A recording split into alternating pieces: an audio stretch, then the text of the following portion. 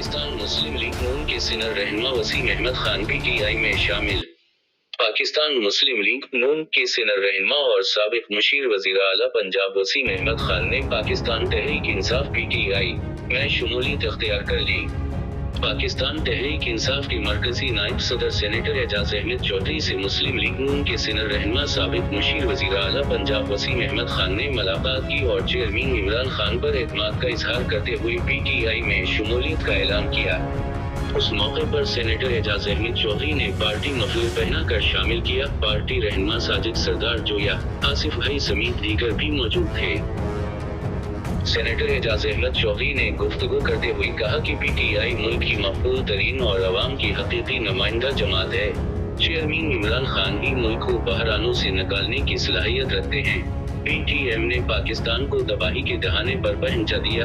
तहरीक इंसाफ की सियासत का महवर व मरकज मलिकी मफाद है।